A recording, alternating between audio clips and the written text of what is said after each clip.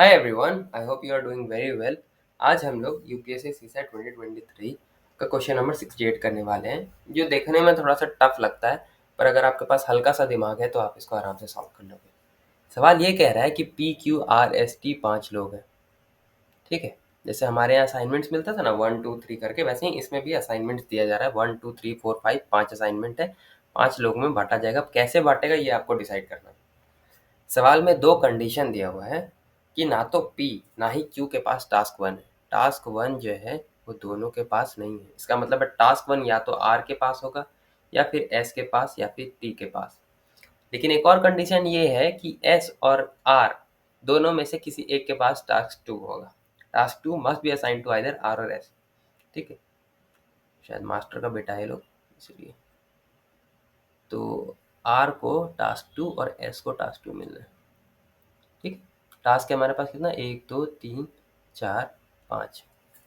अब पहले वाले केस में जब R के पास टास्क 2 है तो बताइए कि टास्क 1 किसको किसको मिल सकता है।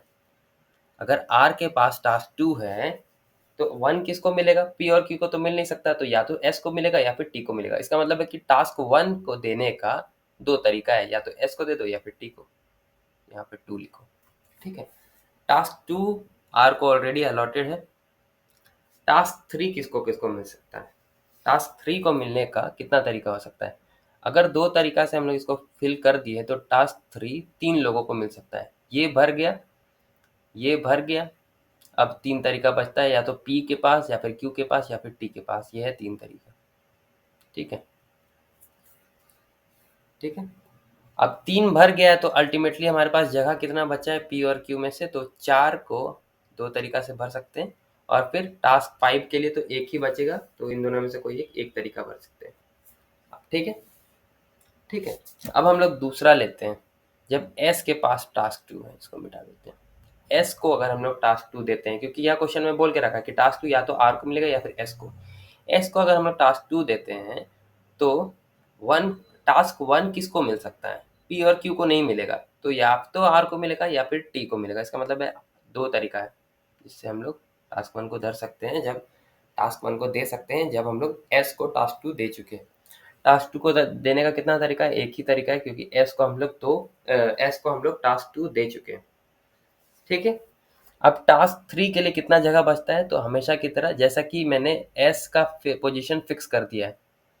ठीक है, S का पोजीशन फिक्स कर दिया है। R और T दोनों में से किसी एक को 1 मिलेगा। अगर किसी एक को 1 मिल गया, इसका मतलब अगर मान लो कि R को 1 मिल गया, तो हमारे पास फिर कितना तरीका बचेगा, P Q और T को। या फिर अगर T को 1 मिल गया तो हमारे पास कितना तरीका बचेगा, 3 को भरने का 3 तरीका। फिर से P Q R में से किसी को भी दे दो तो 3 तरीका हमारे पास तब बच जाता है। ठीक है, अब अगर किसी तीनों में से किसी एक को टास्क 3 मिल चुका है तो हमारे पास दो तरीका बचता है टास्क 4 को देने के लिए। और फिर जब दोनों में से किसी एक को हम लोग टास्क 4 दे दिए है तो टास्क 5 को देने के लिए हमारे पास एक ही व्यक्ति बचता है। ठीक है, ये है जब हम लोग, ये वाला जो है पहला वाला, ये तब है जब हम लोग R को टास्क 2 दिए हैं, और दूसरा वाला तब है जब हम लोग S को टास्क 2 दिए हैं एज पर द क्वेश्चन। अब क्या करना है, इसको मल्टीप्लाई करना है। जब हम लोग R को टास्क 2 देते हैं तो हमारे पास कितना तरीके होते हैं असाइनमेंट देने के, 2 3 6 2 12, 12 तरीके होते हैं। और जब हम लोग S को टास्क 2 देते हैं तो हमारे पास कितना तरीके होते हैं, 2 3 6 2 12, 12 और तरीके होते हैं। तो टोटल मिला करके हमारे पास 24 तरीके बनते हैं, जिससे हम लोग P Q R S T को 5 अलग अलग असाइनमेंट्स बांट सकते हैं, तब जब हम लोग पी और क्यू को टास्क 1 असाइन नहीं कर सकते हैं, और टास्क 2 जो है वो केवल आर या फिर एस को ही दे सकते हैं। आई होप ये क्वेश्चन आपको क्लियर हो गया होगा। नहीं क्लियर होगा तो आप कमेंट करके ज़रूर बताना, और कोई एक्स्ट्रा डाउट होगा तो वो भी कमेंट करना।